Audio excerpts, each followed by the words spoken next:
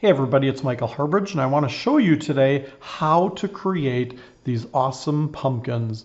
These are some new Mako molds for these pumpkins, and they each come with cool textures. And I'm going to show you how to use underglazes on these to create this effect.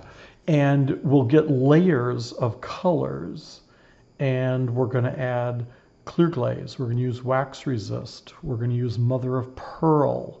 We're going to use the metallic markers on the stems. So we'll talk first about the molds. There's 3 different size pumpkins. These are a great size. Each pumpkin comes with this texture on the mold. This is the largest of the 3 pumpkins. This one is the medium-sized pumpkin. It has that great hammered look to it.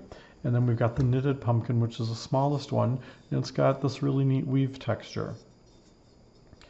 The colors that we're going to be working with are underglazes, and Mako has their fundamental underglazes.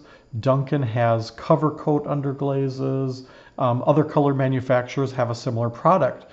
Don't confuse these with products like Stroke and Coat and Concepts. These are actually colored clay. The word underglaze sometimes gets confused with those other products, but they actually, things like Concepts and Stroke and Coat, are actually a fritted glaze. And we're going to be doing a sanding method with this to bring out the layers of color. And it's best not to have that dust, especially with the fritted products, in the air and breathing that in. The underglazes will give you a really nice finish. They're not as chalky as glaze products are, fritted products. So I really highly recommend these to get the same results as I got on my pumpkins. Again, Mako's fundamentals. Duncan has cover coats, and other manufacturers have products as well. And you can use a variety of different colors. On these particular pumpkins, you can see on this one here, the top color is this blue. You can also see some brown, and you can see some yellow in this finish. And so this one has 3 different layers of underglaze. Same with this one. You can see the brown, the yellow, and then the top coat on this one happened to be the orange. On this small knitted pumpkin, I've got the brown as my base color. Then I've got the blue, which happens to be the same blue that's on this pumpkin. And then the yellow, or the squash yellow, was used as the top coat on this pumpkin. All right, when you go to apply the underglaze, I recommend working with a soft fan brush for applying the color. If the brush is too firm, it's going to drag the color out, and you're not going to get a nice even coat of glaze. So I've actually already base coated this pumpkin. I cleaned these, I fired these, and then I applied 1 coat of the brown underglaze, which actually happens to be cinnamon underglaze. And again, you can go with whatever colors you want.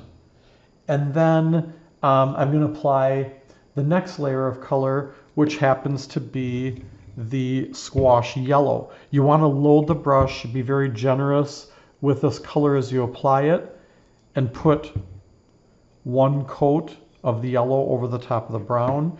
You don't have to worry that these colors are perfectly even. You're going to see some streaks, but most of this is going to be covered with other colors, and then we're going to be sanding it back. So don't worry about streaks in this middle layer of color, or even on the bottom color. You can see some of the brown showing through on this. Not a problem, because we're going to be putting another color over the top of this.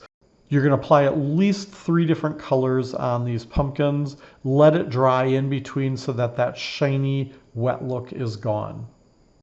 Now, when you get to your last coat of color, whatever your top color is going to be, I recommend going with 2 coats of that color. And the reason I do that is so that you get nice, even coverage on your finished piece with that top layer, and you won't see streaks. You will see color coming through where we do the sanding. You want to let this color dry. It can be a little bit damp when you do the next step. And we're going to use one of these sanding pads. They have sponge on one side and it's like sandpaper on the other side. You can also use, there are different types of like sanding blocks that have this type of sandpaper over the entire surface. And we're going to just take this and rub it over the top. Look what happens when I start sanding. It starts revealing the colors below as I go over the highlights on this pumpkin.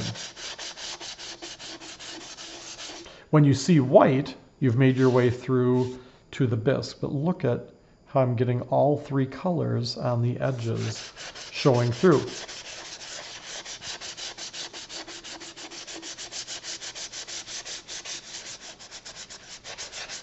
Now, as you do this, if you're doing it with the color while it's dry, you're going to get some dust. Instead of blowing that dust off, I'm using the sponge side of this just to remove that dust. You don't want that being airborne and breathing that in.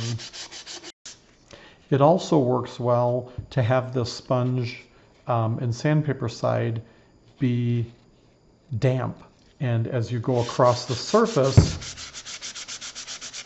it removes the color and you don't get as much dust.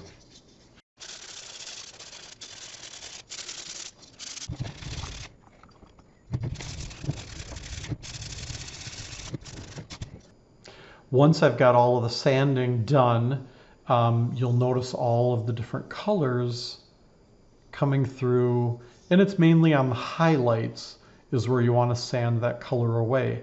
The low areas are going to still remain with your base color.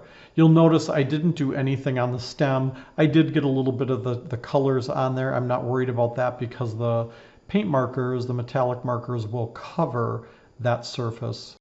Once you've got it sanded and you've got all of the dust removed from the surface, we're going to actually apply clear glaze to the stem of this pumpkin, and we're going to do 2 coats of the clear glaze. If you get a little bit on the pumpkin itself, it doesn't matter because we're going to be going back and we're going to be sponging some clear glaze on the surface. But before we do that, we're going to use wax resist, and wax resist will cause the glaze to repel in certain areas. So the reason we're going to apply 2 coats of clear on the stem before we do the wax is so that if we get wax on the stem, it won't resist in that area. We want the stem to be shiny, covered with clear glaze to be able to use those metallic markers and get the best results. So apply 2 coats of the clear onto the stem and let that dry. All right, the clear glaze has dried on the stem of our pumpkin. We've still got a couple little wet spots there, but that's okay. We're going to use some wax resist now, and this is a specialty product, and there's lots of manufacturers out there. This happens to be Dunkin's version of their wax resist. Mako has one, Amico has one, pretty much every manufacturer has one, and this is basically like a liquid wax. And so we're going to squeeze a little bit of that out onto a palette. And then we're going to use a seawool sponge. Seawool sponge it's a natural sponge and it has lots of openings. And we're going to dampen the sponge, we're going to wring it out, and that will soften it. And then we're going to kind of pinch this to get that sponge to really open up and have lots of openings. And then we're going to dip into our wax resist, kind of blot that out a little bit so that we've got some wax. And then we're going to take it and we're going to lightly dab this over the top of the pumpkin. Now the idea behind this is to just get a little bit of that wax on the pumpkin. You don't want to press real hard. I'm just barely tapping this onto the surface. When I need to reload with color, I just dip into the color, blot it out a little bit so that it's just on the tips of that sponge, and I'm just lightly pouncing this over the top. Now, if I get it on the stem, not a big deal because we've already got the clear glaze on that stem, so I don't need to worry about the glaze resisting in that area. If you get too much wax on your surface, you won't have any glaze because the next step to this is that we're going to go with clear glaze and sponge over the top. So if this whole thing is covered completely solid with wax, we won't have any clear glaze showing up. So you can see just the light dabbing of the wax around on top of there. Again, doesn't matter if I get it on the stem. You can almost instantly go with the clear glaze, and I'm using another seawool sponge here. Make sure that you wash that wax out right away that's in the sponge. Again, I'm going to kind of pinch it to open up the pores on this. I'm going to dip into the clear glaze, and this is going to be really saturated with the clear, and I'm going to take and I'm going to dab this over the top. Anywhere that there is wax, that glaze is going to resist and pull back. You can also brush the glaze on instead of sponging. I do like the sponging better than brushing, because when you brush, a lot of people have a tendency to overdo it with the glaze, and then you get drips of it in the kiln. So by sponging this, it's not quite as heavy of an application of the glaze. And so this is going over the top of everything. If I get clear glaze on the stem again, it doesn't hurt. And you can go over a couple times like that with the clear glaze, and you can see it resisting in the areas where there is wax. And when it's fired, that wax burns away. Any glaze that's on top of the wax will kind of beat up and push back into the other areas as well. So once this is dry, it's going to go in the kiln. This is going to be fired to a traditional 06 firing. Going to stilt it if I've got glaze on the bottom.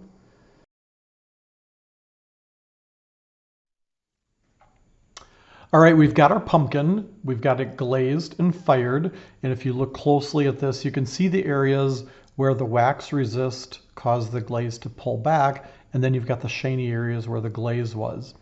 And I've got mother of pearl. This happens to be Duncan's mother of pearl. There are other brands out there as well. And you always want to use a brush that hasn't been used for anything else. So I have a brand new brush. It doesn't mean you need a brand new brush every time you use mother of pearl. You just want to keep this brush and use it just for mother of pearl. You don't want to contaminate this with other products, because your mother of pearl won't turn out nice and iridescent if that happens. A lot of times I'll take the brush and I'll put a piece of masking tape around it and write mother of pearl on it, so I know that brush is just for mother of pearl. Now the mother of pearl does have an odor to it, so you want to make sure that you're working in a well-ventilated area. If you can do it outside, wonderful. You're gonna take a little bit of that mother of pearl, and you're going to rub in a circular motion over the top of the piece. A little bit of mother of pearl goes a long, long way. Brushing in a circular motion generally gives you better color than brushing straight back and forth. And the mother of pearl really only needs to get on the areas where the glaze, the shiny areas are. Don't worry if it doesn't get on all of the dull areas where just the underglaze is.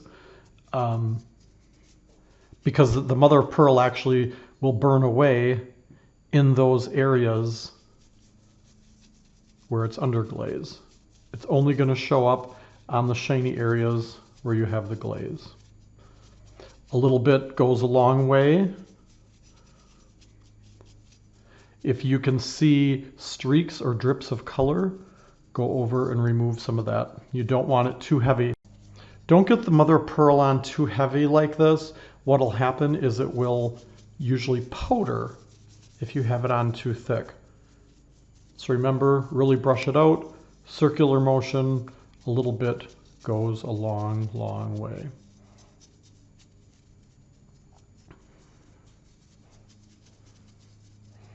Once you've got it all covered with mother of pearl, that piece is ready to fire. Usually it's like an 020 to an 022 firing range. Don't worry about the stem. We're going to be putting the metallic markers on there after firing. All right, the final step in our pumpkin technique is using the metallic paint pen on the stem of the pumpkin. We've got the mother of pearl fired on. We've got that luster look to it. If your pen is brand new, just remove the plastic wrapper, remove the cap, and the tip actually gets pressed in to get the color activated when it's brand new. This pen I've used before, so the tip already has the color. But when it's brand new, you'll press it several times onto a surface, the color will start to come out, and then your pen is ready to use. And it's really simple on here. Just take this and color in right over the stem. And the reason we clear glazed this stem is so that we'd have a nice, shiny, slick surface that this color would flow onto very, very easily. This doesn't require any sealing. It is permanent. It is not dishwasher safe. It is decorative only. So as much as you may want to use these paint pens on the edges of plates and cups and things that can be used for food, it is not recommended. So just finish coloring in your stem and you've got a really nice metallic finish. They're available in silver, gold, and copper at learnfiredarts.com. Thanks for joining us on this technique. I hope you guys can utilize it. For the studio owners that are out there, use this technique to make money. But remember, this video is only for those that have paid for the video. So please don't share this link with anybody else. Take care.